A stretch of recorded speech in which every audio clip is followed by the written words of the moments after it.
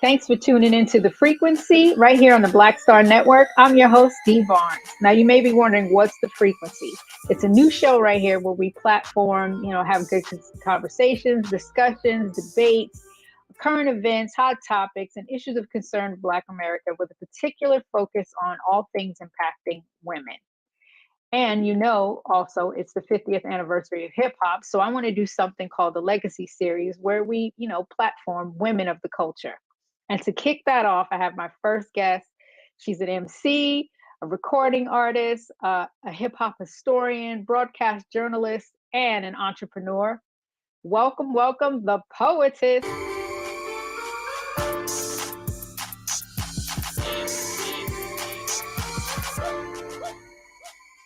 Started. What's up? Welcome to The Frequency. It's your host, Dee Barnes. And today I want to do something really special because it's, the anniversary of hip hop, the 50th anniversary. And I want to really platform women of the culture. And what I have right now for you is so special. This is an MC, recording artist, hip hop historian, radio broadcaster, and businesswoman. The Poetess. Welcome, Poetess. Hey, hi.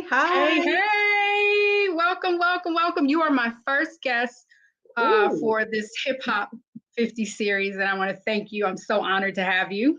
I'm so honored to be here. Thank you, Dee, for inviting me. Of course.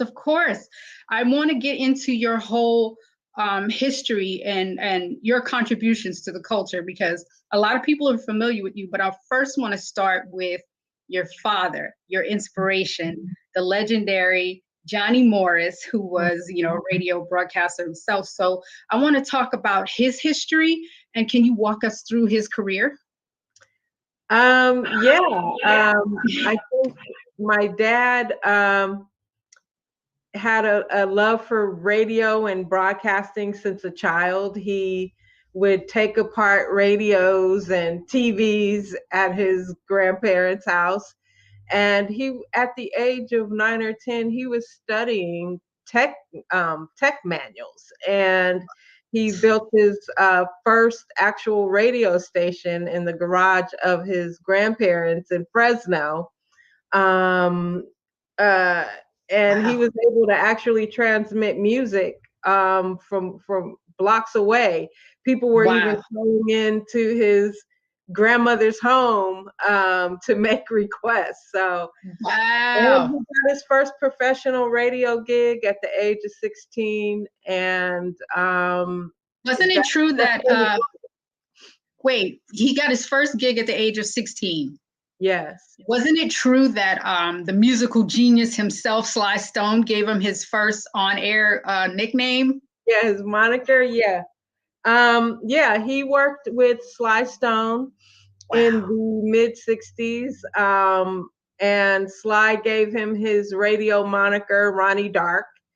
And they've been uh, friends up until, my dad passed. They've been friends, lifelong friends. In fact, Wow. Sly introduced my mom and dad. So shout out to What? Sly Stone. Thank you.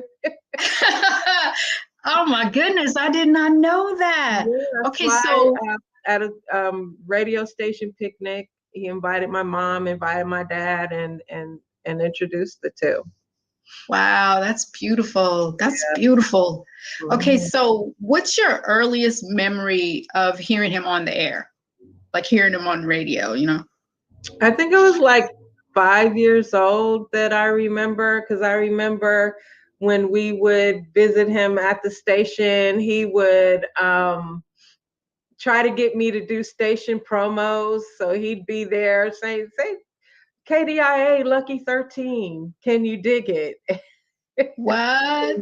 Age away, but yeah, and so I was so shy, but he would eventually get me to do it, and you could hear my little promos on the air at 5 and 6 years old. So, Wow. Do you still have those? Any of those recordings? man, I The on- wish, man, I Ah, wish, yeah. that's beautiful. So did that inspire you to, listening to him, did that inspire you to want to do the same, to get into media? Not right away. I wanted to be. He took me to my first concert when I was 10 years old, and that was Parliament Funkadelic and Bluetooth Yes. and Millie Jackson and a bunch of greats. And Wow. my little mind was blown. I was like, I want to be on that stage. I think I wanted to more so be an entertainer than Right. actually a media person. So, but I wanted to start out as an engineer, actually, as a studio engineer. So I took electronics in high school and a few years in college. But when I moved to LA and started going to sessions, because my dad was also a studio engineer, he was a broadcast engineer, he was studio engineer. So I went to a couple sessions with him, and I was like, Right. this is kind of boring. So yeah. Okay. So what was your first like on air job, your first radio job? My first radio job, shout out to Lee Bailey from Radio Scope. He gave me my first radio gig in 1989 on Hip Hop Countdown and Report. And that's when I really started having an interest in radio. This was Right. syndicated and it was pre recorded. So it wasn't like, it was live radio at that point. So Right. that was my first gig in radio. I was already an MC and I was rapping then, so I guess Oh, they you figured, were. yeah. So I was rapping before I actually got into radio. So I guess they figured I was a hip hopper and that I would be a good host. So Of they course. invited me to be a host right along with Mike Mosby, and and that also got me into journalism. I started doing interviews and putting programming together, all with that start with Lee Bailey. So you were actually producing the shows. I was doing a lot of the interviews. Just a lot of the interviews. Were they mostly hip hop because it was the hip hop countdown, or did you? Yeah, definitely mostly hip hop, and a lot of the interviews I still have today. So so mostly hip hop, but I've interviewed R&B artists as well, actors and actresses at that point, and so that was my first start in radio. But I have to put a little insert in there. My mom actually told me I was conceived on a radio station in San Francisco. So I was like, I was probably pretty destined to be in radio, whether I knew it or not. But it's all in your DNA. It's all in your DNA, literally. And turns out radio has been my life too, and I just loved being on air. I just loved having a career in radio. You know, that's interesting because I always thought that the radio came first, even though you've done, I knew you were doing like poetry, and then you were doing rhymes.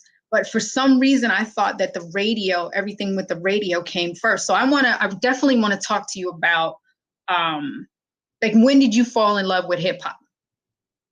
And when did you know you wanted to be an MC, I knew I wanted to be an MC, I think, when I heard Boogie Down Productions. I was in love with the Criminal Minded album.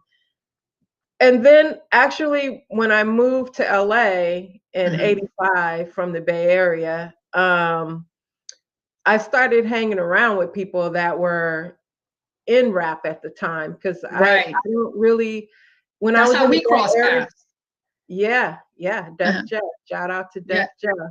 Yeah.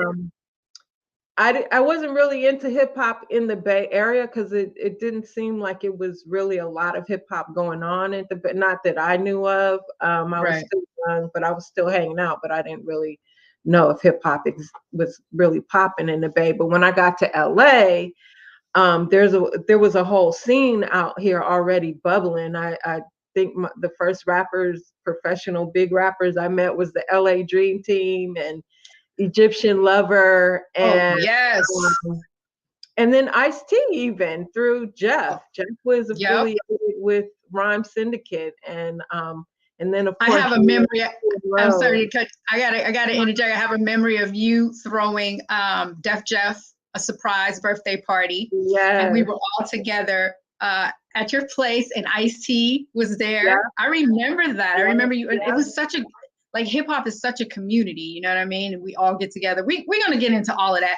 We're going to take a break. We'll be right back with the Poetess. We're going to get into the love of hip hop and her career as an artist and her first album. We'll be back in the Frequency.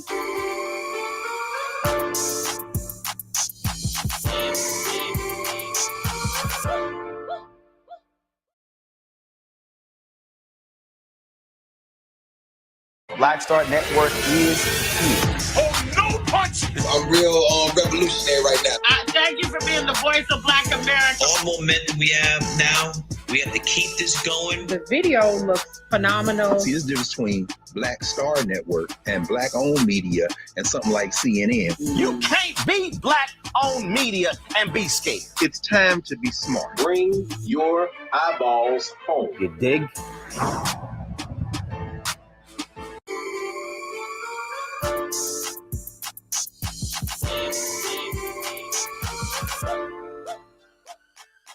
Back right now at the Frequency with the Poetess. We were just talking about the love of hip hop and sharing memories back in the day and how hip hop is such a community.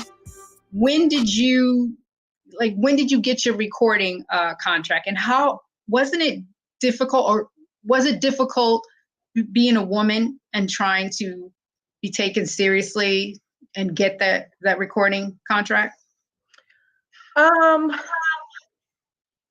I did a lot of performing and just a lot of writing. I was actually inspired by Lisa Love. She was the girl in the LA Dream Team that said, "Yes, Right. we're here. That's The right. Dream Team is here." But a It's, lot of it's, people didn't know that Lisa Love was a brilliant rapper from New York. I mean, she was incredible. When we did hook wow. up, she would tell me her rhymes, and I'd be like, "Wow, why aren't they letting this beautiful sister out in front doing this?" Like she was Right. back then. But unfortunately, she was killed in a car accident, Oh, and I felt like I wanted to carry on. So as you mentioned, I wrote poems. So I started putting my poems to beats. And I knew a producer in the Bay Area that helped me with my first demos, which were trash. well, all of our first demos were trash. Don't worry about it. All of them were trash. How Yeah, did and you then navigate? go ahead. I'm I'm sorry. sorry. I was saying, how did you navigate your career? Like, what did you do with the demos, and how did you shop your deal? Well, How did you pursue? my stepbrother was going to school with, I think, Jeff's cousin, Joe. Mhm. And he kept saying, "You got to meet this guy, Jeff. You got to meet this. He's funny. He's a dope producer, blah, blah, blah." So I met Jeff.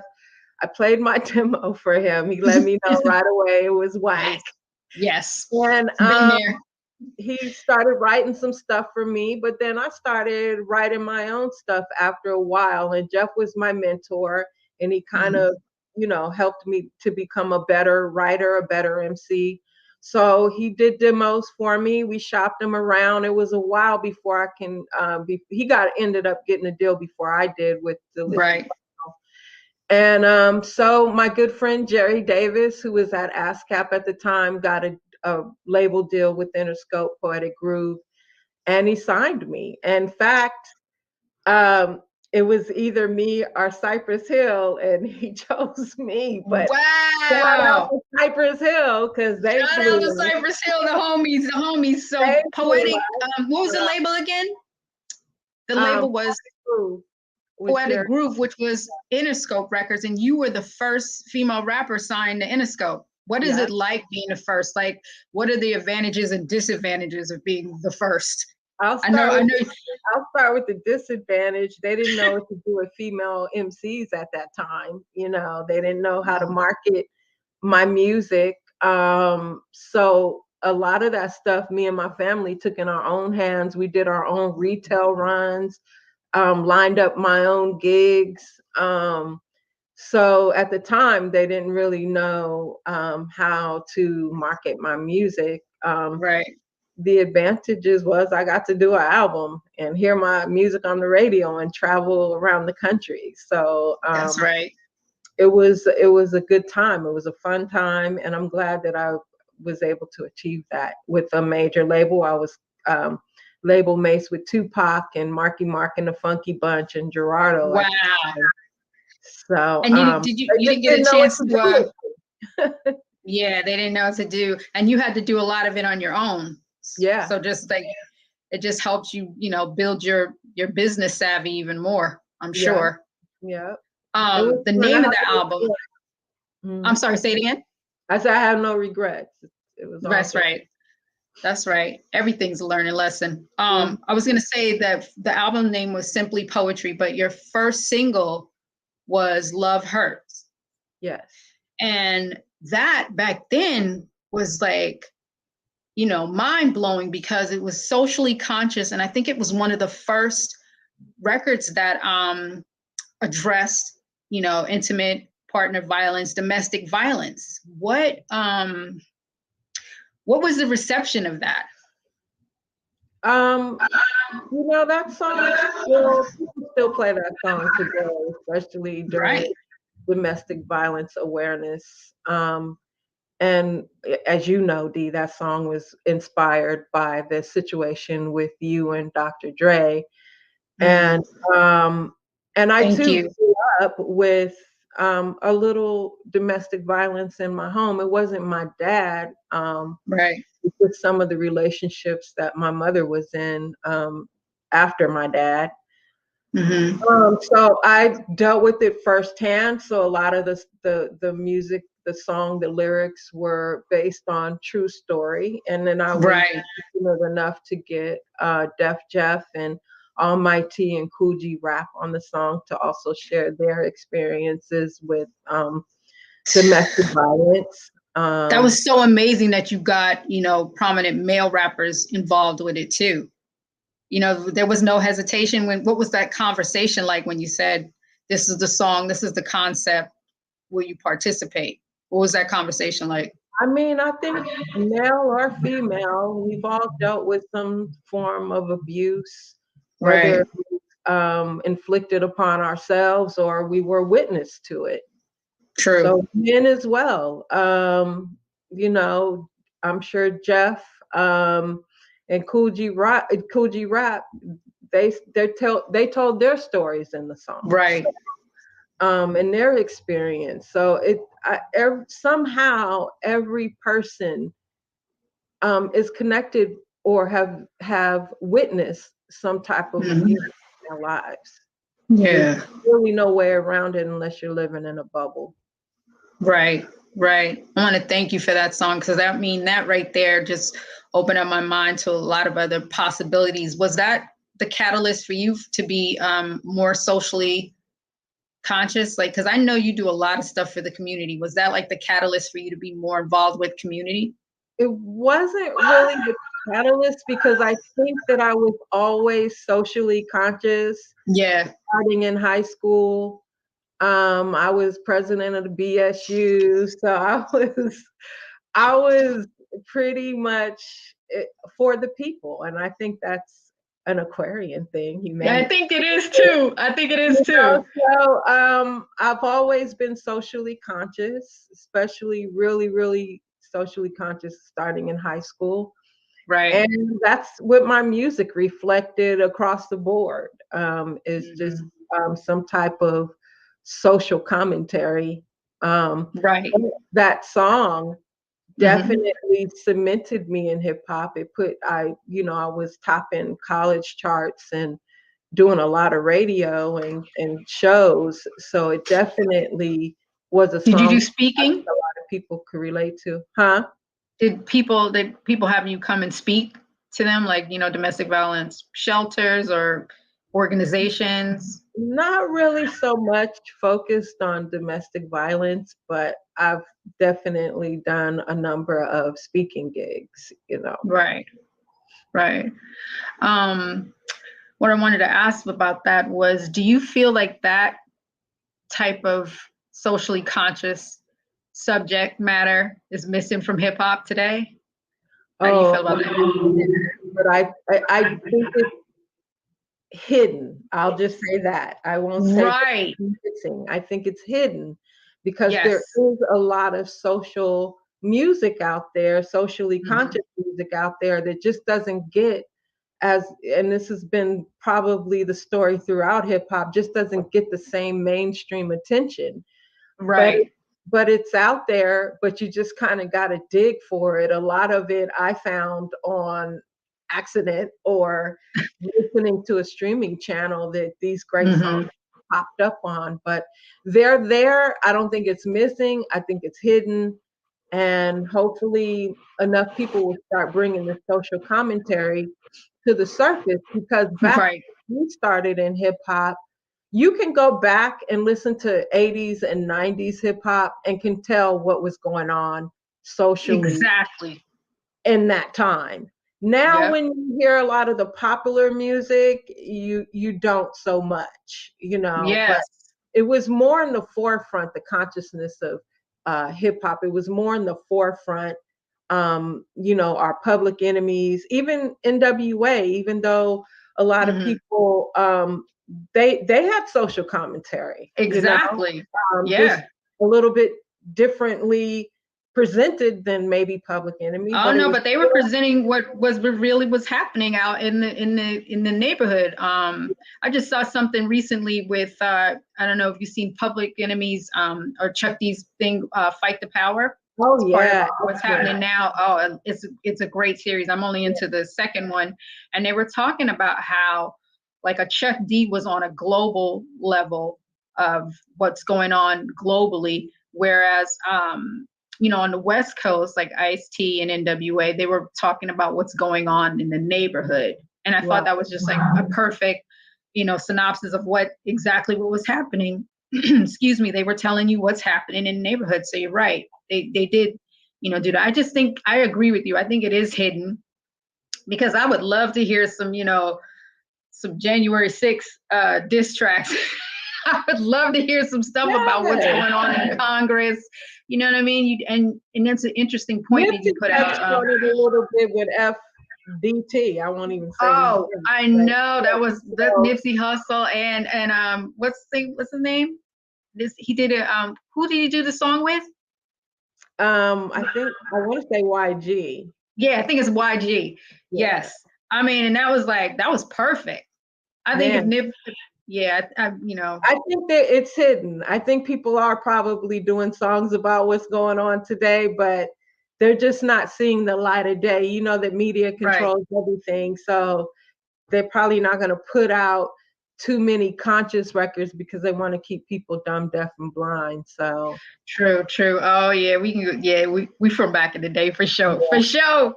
So with this anniversary of you know, the 50th anniversary of hip hop, what are you doing to celebrate it? I'm going to be producing a podcast. Nice. Just kind of telling my history. It'll be my history interwoven with hip hop history and then the social history that was going on at that time. So I have a lot of archives that I want to share. Wait, hold on. I want to get into your archives in a minute. We're going to take a break. We'll be back right here on The Frequency with the Poetess.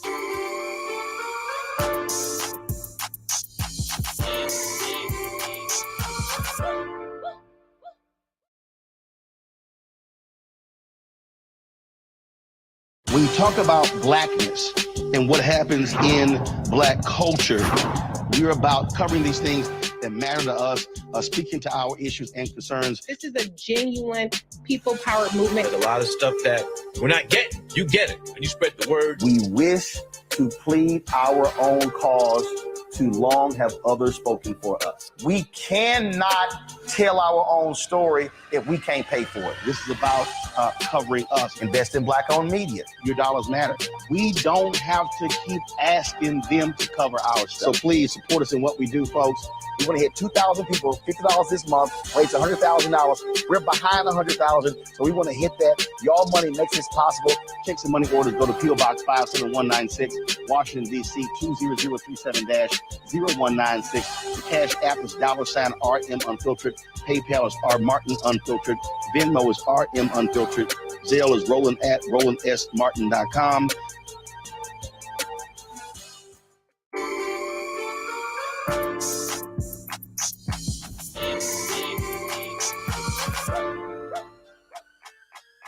Back right now with the Poetess. We were just talking about the celebration of Hip Hop 50 and what you're doing to celebrate it. And I know you're a hip hop historian. A lot of people might not know this. I mean, they should if they've seen your interviews. But tell me again what you're doing and what you're doing with your archives. I plan to release, I'm working on a book, but I plan to release a serial podcast that just kind of documents primarily the West Coast history in hip hop, because that doesn't, we hear the West Coast history, but we haven't really heard it in depth. And because I've interviewed a lot of the West Coast pioneers, I just really want to get it out there. I mean, it's a shame that I've sat on it this long, but there's a time for everything. And now that it's Hip Hop 50, what better time to release some of the archives that I've collected over the years? Oh, for sure, for sure. I mean, I do the same thing. I have archives too, and I've been trying to figure out what to do with them. And I really wanted to do something in regards to pump it up and show the history of the show.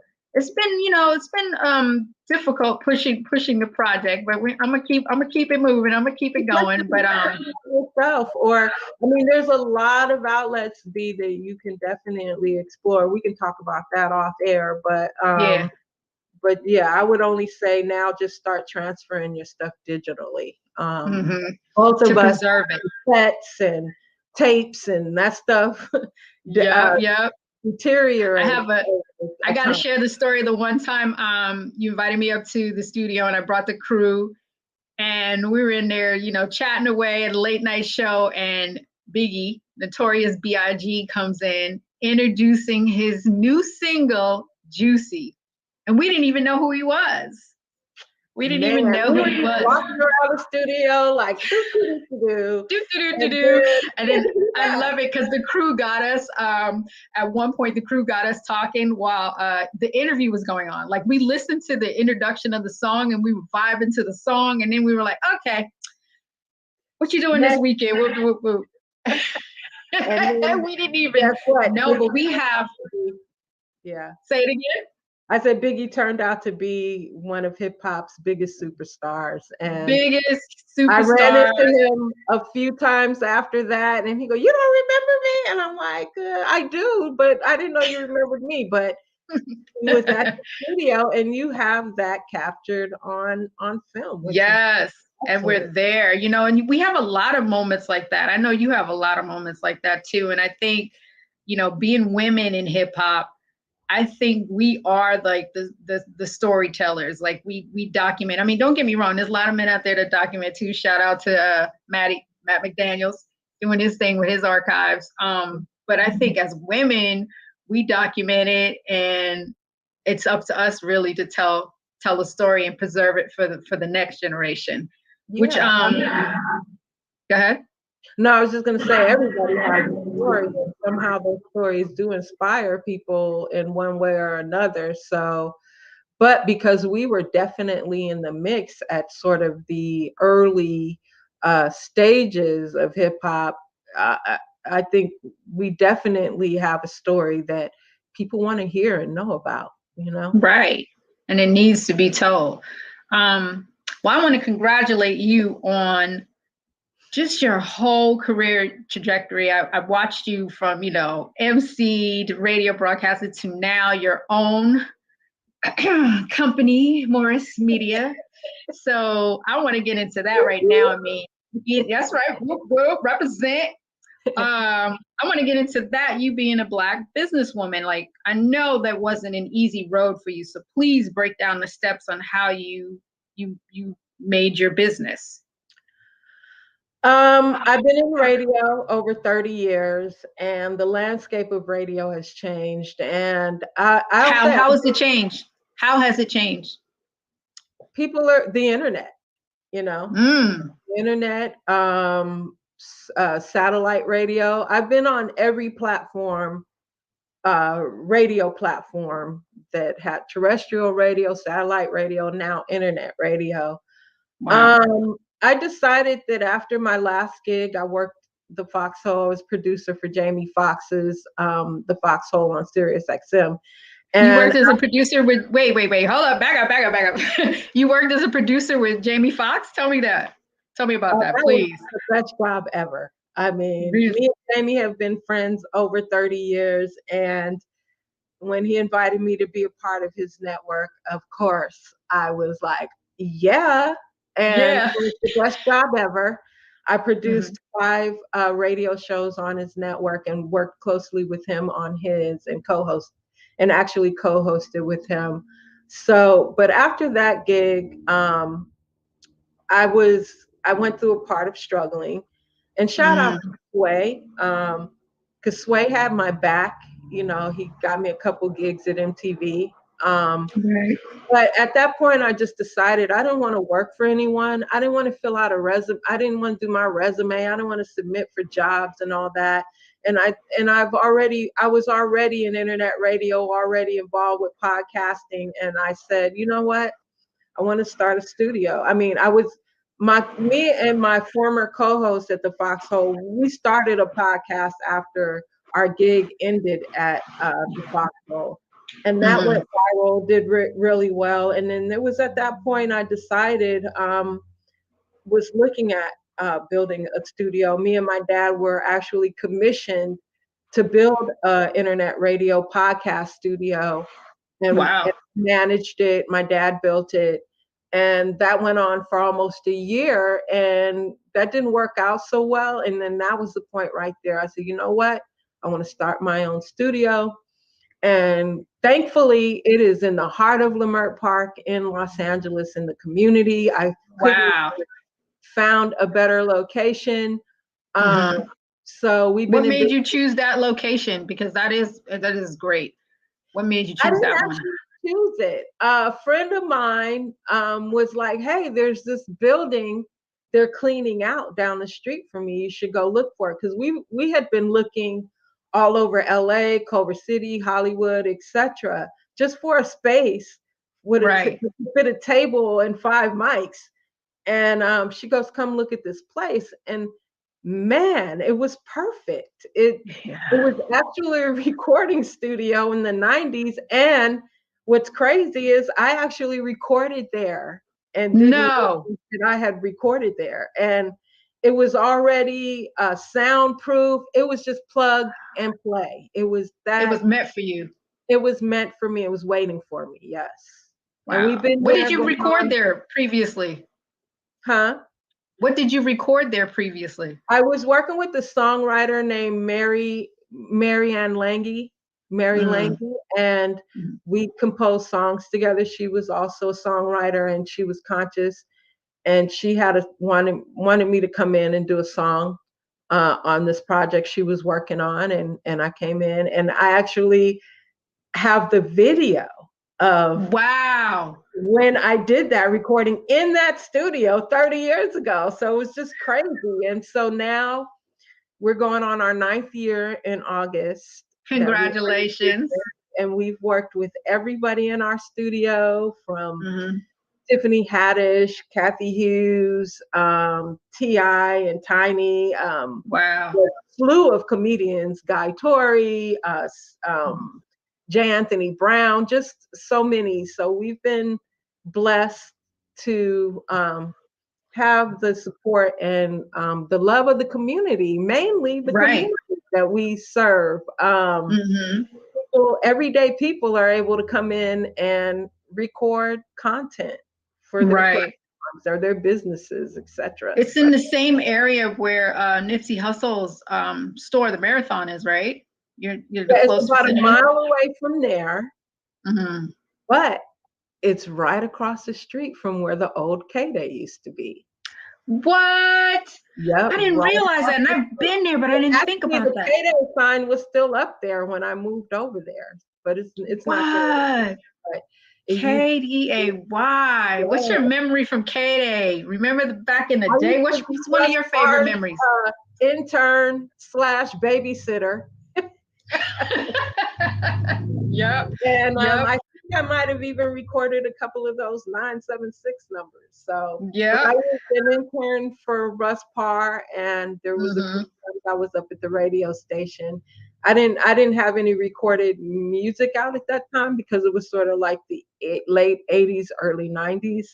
But yeah, to have my business right across the street from where that iconic station was, and then I love Leimert Park. I've always been a part of that community since the good life, you know. Yes. That's like, man, since the good life. Oh, you brought up the good life. Oh, I miss those days. Medusa.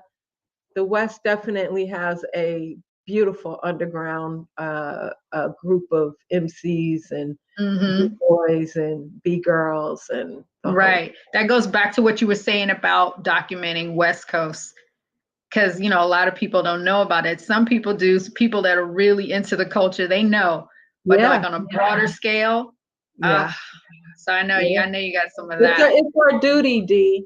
It's our duty to tell these stories. I was just saying that. It's our duty to share the content we have, because shout out to Chuck D. I ran into him at a Roscoe's the other day, and he shared with me a new app he's working on.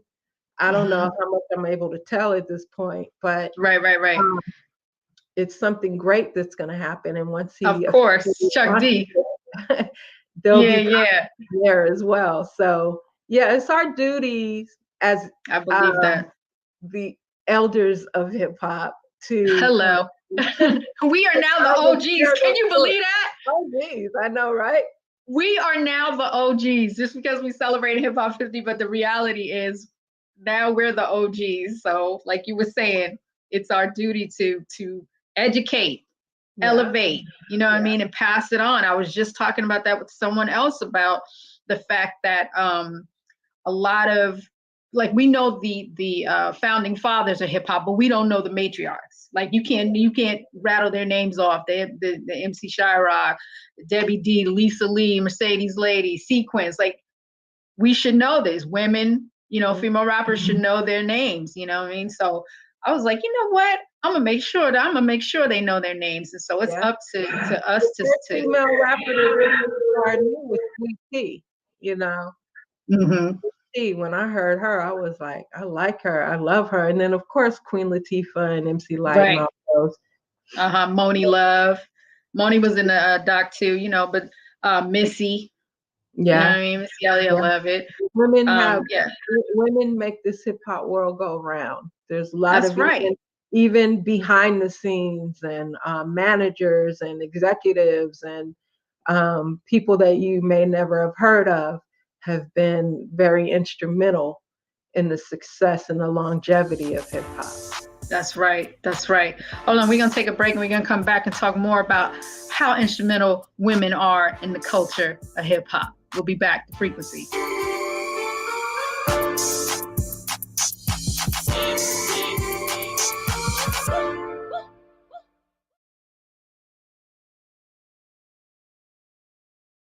Don't you think it's time to get wealthy?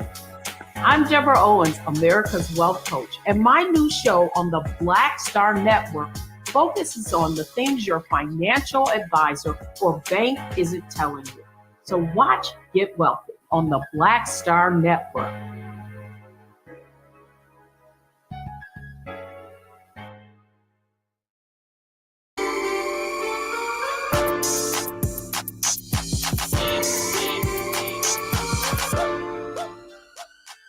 Back right now on The Frequency with the Poetess. We're talking about hip hop culture and how women in particular have been, you know, instrumental in since the beginning of the culture. And it's something that we as female in, you know, women in the culture should elevate other women and talk about it more. Back with the Poetess. You were just saying something that I wanted to elaborate on as far as talking about the women culture. Women behind the scenes. Let's talk more about that, because everybody think about, you know, the artists, but we have, for example, journalists, hip hop journalists. Yeah. You know, what's rap pages? Just thinking about rap pages and how talk about it. Sheena Lester. That's right. That's right. Shout out to Sheena, and you know, because she ran that. Yeah, she was actually the editor-in-chief of Rap Pages, and at that time, you know, there weren't very many female editors-in-chief doing hip hop magazines. And one thing I could say when she was at the helm, that she ran it very ethically, and you know, and people were on the covers of the magazine who deserved to be on the covers. Right. As a matter of fact, shout out. Hold on. Sheena put me on my first cover. Thank you, Sheena. Yeah, shout out. We did the story. Was it with Sister Soldier? Was it that story, or was another time? No, that was another one. That was a roundtable we did with Sister Soldier, and I think Yo-Yo was there too. We talked about some things. No, Sheena put me on the cover, and we talked about the show Pump It Up. As a matter of fact, we're circling back to Chuck D. In the there was a shot of a TV, and then in the TV she put Chuck D and Flavor Flav. It was like Public Enemy. It was dope. I still have mine. I still have my copy. Yeah, she really did a great job. Great journalist work. Sent me out on notes, and it was women were really doing their thing back then too. So exactly, we have dancers, choreographers, stylists, you know, directors of videos. We don't even talk about that. Yeah, there's so many, and that's why I'm so happy that we are celebrating women and women in hip hop in particular, and we're able to tell their stories, and they're able to be around to tell their stories too. Mm-hmm. And then we get to elevate the ones that are no longer here, because I've been thinking about MC Trouble for a while now, just thinking about her and her legacy. Wow, like Hurricane G. Hurricane G. We just lost Gangster Boo. Yeah. You know what I mean? So it's up to us definitely to tell their stories and make sure their legacy lives on.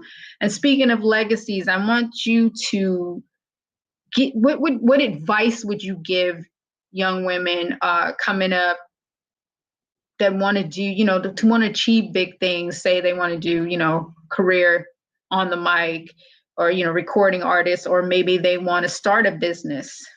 How would you advise them in finding their voice to do that? Stay inspired. I mean, try not to be discouraged. What other people say is their opinions. If you know in your heart that this is your purpose and this is what you want to do, by all means, do it. Study, Right. learn your craft. Be true to yourself. Don't get caught up with thinking you have to sleep with anybody to get in position. You don't. Right. Unless you want to. Hey, I love it. But yeah, stay true to yourself. Stay focused. There's going to be some hard times. There's going to be times where you think this is not going to work. Even in my own personal journey, I struggled. I couldn't buy myself any shoes. I couldn't get my nails done. There was times that I lived in my studio for a whole year because I couldn't pay my bills. It looks all glamorous on the outside, but there's real struggle in achieving your goals. And when you get to where you want to be and you've achieved your goals, it's really worth all of that struggle. So there's going to be struggle. There's going to be challenges, but keep moving. I always say when you take one step, the universe moves you up 10. So you got to just keep moving toward it, whatever it is, no matter how bad things may look. Keep moving toward that dream because you can make it. The only thing stopping you is you. Yes. Yes. Get a mentor. Get someone. Shadow someone. I had some really good female mentors that allowed me to follow them. Shout out to Legia Lott, and Kathy Hughes. Kathy Hughes. Tell people about Kathy Hughes if they're not familiar, because she's big. Kathy Hughes owns TV One and Radio One, probably the largest Black broadcasting company in the United States. Mrs. Hughes started out in humble beginnings, but now I think she owns over 40 radio stations across the country, and she has her own TV network. Right. And I had the pleasure of working with her, and actually getting to know her on a personal level and just seeing her move. Sometimes you might not even get to meet these people, but watch how they move. Listen to their story, be inspired. So in those times where you were struggling, like what kept you going? Like what inspired you, lit your fire? Like was like, I'm not going to give up. Once I realized that this was my divine calling and my purpose, because I stressed in the beginning, because I was raising funds, trying to get people to invest, trying to get people, and I have a lot of millionaire friends that didn't give me a dime, but I wasn't bitter about that because this is my dream. It's not their dream. They probably even understand what I was trying to do. So you don't get bitter because no one owes you nothing at the end of the day. Okay. Right. You have to, what kept me going was I knew that I had to do this. Once I started and got really into it and got the building, my dad was like, you into now to give up. And Right. I stressed in the beginning, but once I saw that every month, the money somehow came in and a check here or something happened here, and it just Right. kept going. I knew it was my purpose, so I didn't worry as much anymore. But you got to keep working. You can't say, oh, okay, everything was going to be all right, and then you sit back. No, you got to keep going towards your goal. And I just never once had a doubt or felt like I'm going to give up. I never felt that in this whole That's journey, right. even when I didn't have money to do anything but invest into my company. Yeah, that's that confidence right there. You just keep striving in faith. You It's got to also keep faith going. You too. don't have to. You can't give up when Right. you think times are hard. You might have to switch your plan up. Yeah, make That doesn't mean sacrifices. give up. That just means switch your plan up. Exactly. It's not Exactly. working, it's okay to try something else. Where do you want to Don't take your work at business? all. You silly. Yeah, don't Where do give you up. want to see your wait, say it again. I'm sorry. I was just saying, you can try a bunch of things, and whatever you're happy with, that's what you, at the end of the day, it's all about being fulfilled. It's all about being happy and doing what you love, because we only have so much time on this little rock. And so make the best of it. Yeah. Okay. Where do you want to see your business go? Where do you want to take Morris Media Studios? What level? What's the next level? The next level is creating content. We don't Mm. actually create very much content. We just rent the studio out and teach people how to podcast and help them, create their content. So Right. I would like to create a network with content that we produce. Also, I would like to spread out to different locations around the country. Maybe some kind of chain where people, because not everybody has access to record podcasts, maybe in the major cities and stuff like that. So maybe spread out. And then the location that we're actually in, I'd like to see that become a media academy for the young people in that community. Wow. So you want to turn it into basically a school? Yeah, originally, my dad and I, our original vision for that place was to make it where people can come learn radio and podcasting.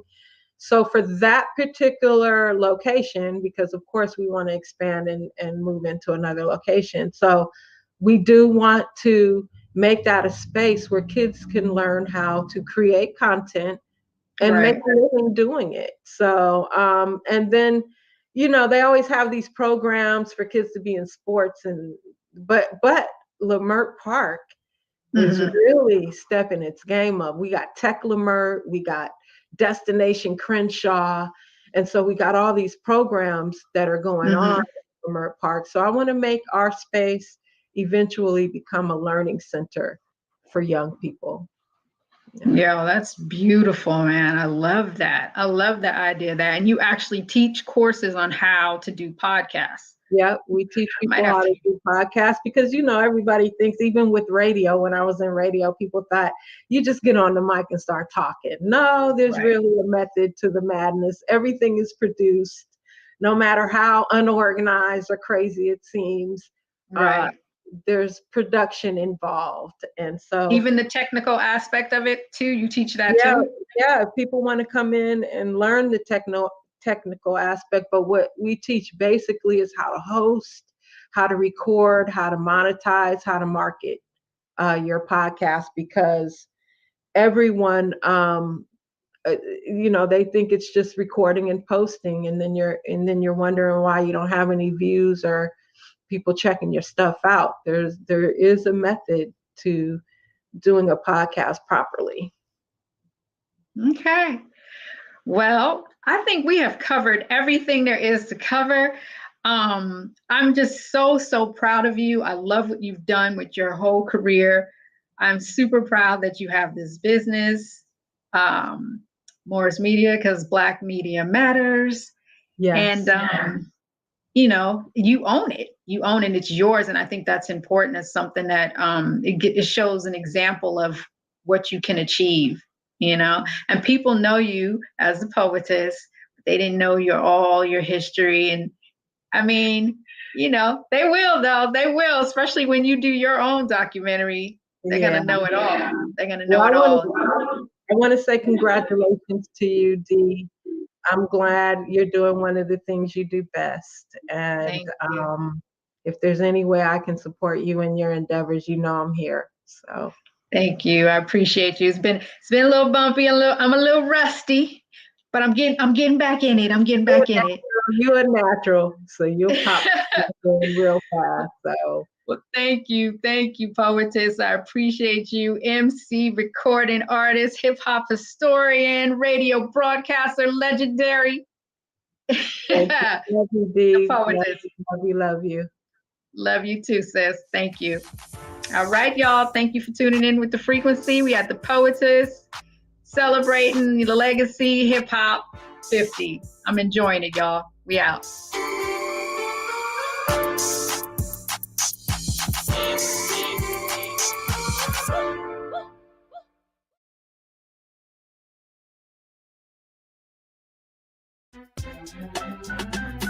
I'm Faraji Muhammad, live from LA.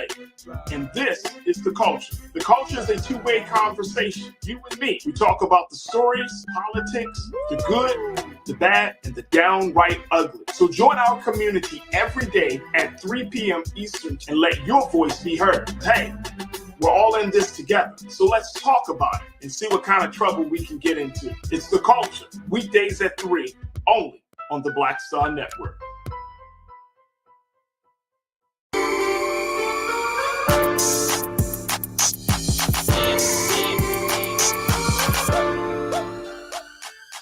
Well, there you have it. That was my first guest in the Legacy series for celebrating Hip Hop 50. Thank you so much to the poetess, Felicia Morris, for sharing your story with us. And thank you for tuning in to The Frequency right here on the Black Star Network. I'm Dee Barnes. I'll catch you next time.